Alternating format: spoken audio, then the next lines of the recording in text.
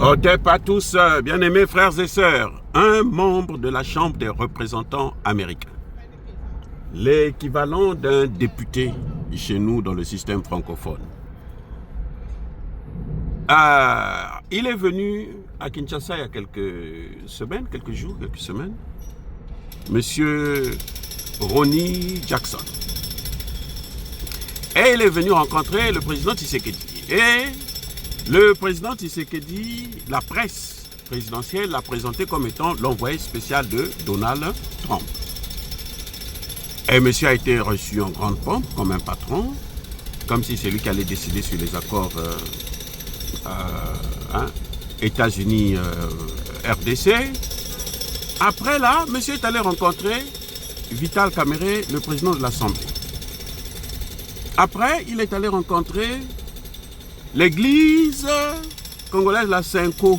Ceux qui sont allés voir Kagame, ceux qui sont en train de se battre pour blanchir l'image de Kagame sur la scène internationale. Ceux qui sont en train de faire croire que les 18 millions de Congolais que Kagame a massacrés, eh ben, c'est pas de sa faute, c'est la faute de Tshisekedi. L'église catholique, c'est ce qu'ils sont en train de faire. Ceux qui n'ont jamais condamné l'intervention de Kagame au Congo, l'invasion du Rwanda au Congo. Et après, il est allé voir aussi, bien entendu, le fils prodige, Paul Kagame. Et maintenant, il revient aux États-Unis. Tout le monde s'attendait à ce que, lors des débats concernant au Sénat américain, au Congrès américain, qu'il puisse soutenir le Congo. Non, monsieur est allé, il a bombardé le Congo. Il a pulvérisé le Congo. Tous les problèmes du Congo, c'est Tshisekedi. Selon lui, la guerre, c'est Tshisekedi qui a tout fomenté depuis le début, depuis 1996 jusqu'à aujourd'hui. Selon ce représentant-là. Je suis américain, je n'ai pas peur. Il connaît qui suis-je. Il peut chercher à porter plainte et autres. Parce qu'ici, là, il y a le droit. Quand tu violes le droit de quelqu'un, là, il peut porter plainte. Je le mets à défi qu'il aille porter plainte contre moi. Parce que moi, je pense que c'est un idiot. Voilà, j'ai dit, c'est un représentant minable. Un imbécile, un vaurien. Alors, il a sali Tshisekedi, alors, dis donc. Tshisekedi incapable d'organiser son armée, Tshisekedi incapable de gérer. Le leadership de Tshisekedi est un échec total et complet. Tshisekedi, c'est pas un président. Tshisekedi, c'est comme si, à peine s'il ne vous disait pas ce que Paul Kagame a dit, Tshisekedi est idiot. Tshisekedi, c'est un vendeur de pizza. Tshisekedi, c'est un chauffeur de taxi. Vous voyez? Hier, j'ai fait une vidéo sur Kémy Seba. J'ai dit, écoutez, laissez Tshisekedi, il a de vrais problèmes à gérer qui sont compliqués. Donc, laissez-le gérer ça. Maintenant, s'il y a des problèmes particuliers concernant la RDC, pas les individus qui viennent se faire, ils veulent, à travers le problème de la RDC, se donner du poil de la bête, un aura, parce que ils vont parler de la RDC, ça c'est leur problème. C'est pour ça que j'ai dit non, laissez Tshisekedi gérer les vrais problèmes, pas les problèmes des soi-disant panafricanistes qui veulent avoir des diplômes ou des doctorats honorifiques. Parce que ils n'ont pas pu les avoir à l'école. Bref. Alors, messieurs les amis, écoutez bien. La première question que moi j'aimerais vous poser. Qu'est-ce que ce représentant, aussi vulgaire soit-il, aussi minable soit-il, aussi idiot soit-il, qu'est-ce qu'il a dit de faux? Répondez à la question. Il a dit quoi de faux? Est-ce que Tshisekedi est capable de réorganiser l'armée? Non. Là, il a raison. Tshisekedi est capable il n'est pas capable de réorganiser l'armée. Nous, qu'est-ce que nous disons quoi quand nous critiquons? Comme moi, je critique Tshisekedi. Pour ceux qui me suivent, qu'est-ce que je reproche à Tshisekedi tous les jours? Son incapacité à prendre des décisions en temps réel et de façon très rapide. Il y a des généraux, tous les généraux congolais. Sur 10 généraux, il y en a 9 qui travaillent pour Kagame, qui ont été nommés général à cause de Kagame et par Kagame. Parce que tous les 18 ans de Joseph Kabila, le pays était dirigé, ou plutôt co-dirigé, entre Kabila et Kagame. Les deux cas là, ce sont eux qui gèrent ce pays. C'est pour ça que vous voyez que la plupart des gens qui sont montés, qui ont eu des grades, au niveau de l'armée, au niveau de l'administration, des gens comme les Camérés et autres, ce sont des gens qui ont été formatés, préparés, élevés par Paul Kagame.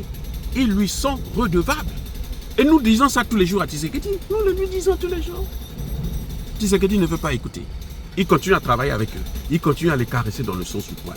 Il dit que Tshisekedi n'est pas un leader. Parce que Tshisekedi n'est pas strict. Là, Cinco là, va danser partout. Là, ils se baladent, ils font leurs fêtes, leurs foires et tout. Tshisekedi est là, il est en train de les regarder. Il croit que c'est Dieu qui viendra faire le travail à sa place. C'est Jésus qui viendra faire le travail à sa place. Non, on ne gouverne pas un pays avec la Bible à la main. Je l'ai toujours dit. Ce monsieur, quand il dit ça là, il a raison sur toute la ligne. Le leadership de Tshisekedi, c'est un problème. Tshisekedi a nommé un ministre de la Justice qui a commencé à faire son travail intensément. Tshisekedi lui-même est venu le prendre de là où il était là, le descendre, le faire asseoir. Est-ce que vous entendez encore parler du ministre de la Justice? Mais qui l'a détruit? C'est pas Tshisekedi lui-même? À la demande de qui? À la demande de l'opposition. À la demande des Camérés, toute la clique, la pacotille là, des criminels.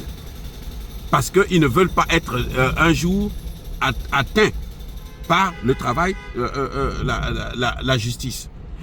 Pour ne pas se faire attraper, on a demandé à Tshisekedi, il faut le descendre. C'est comme Caméré actuellement en train de demander à Tshisekedi, de demander à Jean-Pierre Mbemba de se taire. Que ce soit seulement eux qui parlent de cette situation et eux, ils ne condamnent jamais Kagame. C'est ça le problème de Tshisekedi. Nous le lui disons tous les jours. C'est pour ça que j'ai parlé de la responsabilité, non pas juridique, mais politique.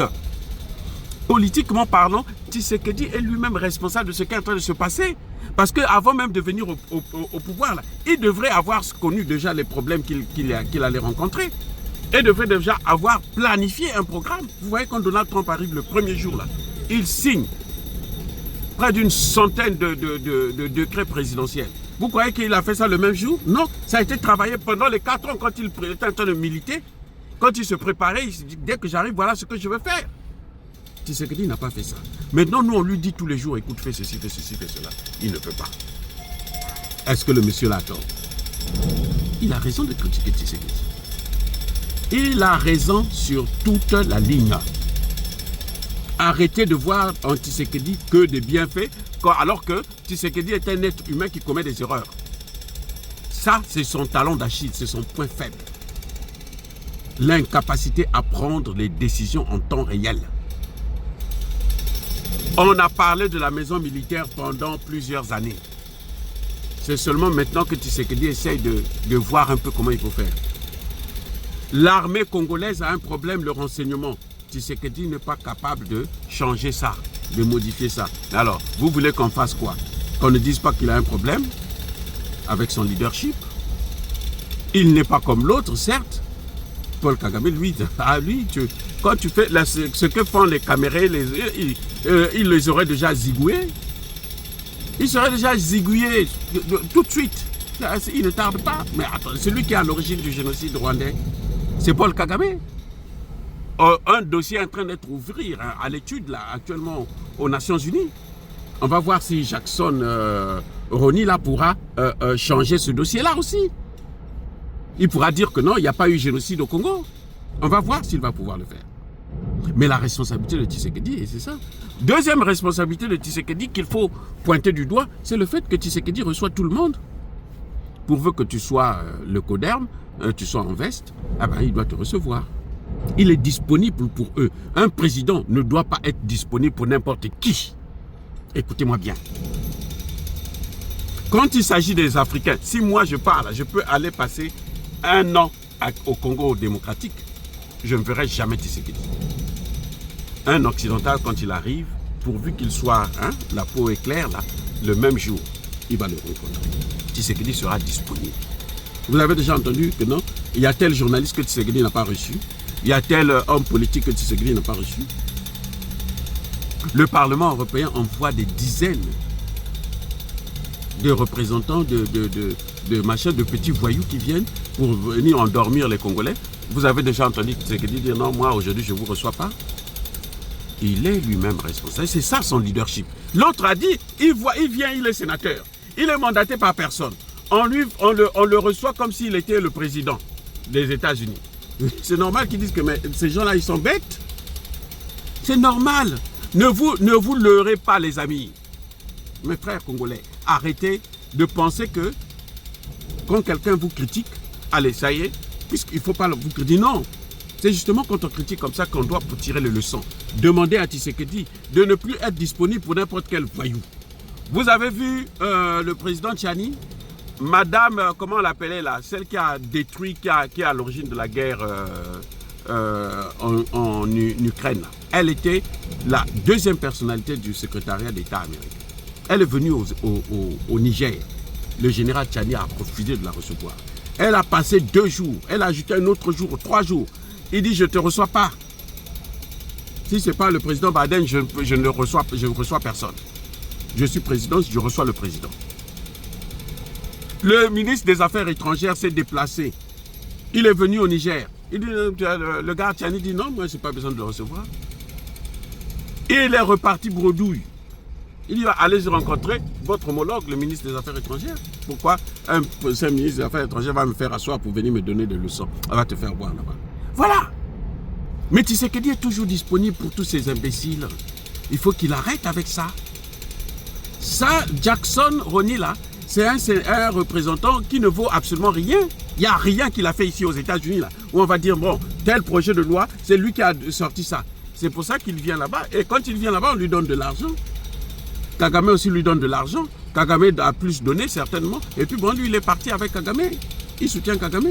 N'oubliez pas, chers Congolais, que cette guerre, ce sont les Américains qui ont créé ça. Ce n'est pas les Africains. Ce sont les Américains et les Européens. Ils ont utilisé Paul Kagame parce qu'il était le plus nul qu'ils ont trouvé pour régler le compte. Mais ce n'est pas une guerre des Africains. C'est une guerre qui a été télécommandée, téléchargée par les Occidentaux. Bill Clinton en premier. Après, Barack Obama est passé.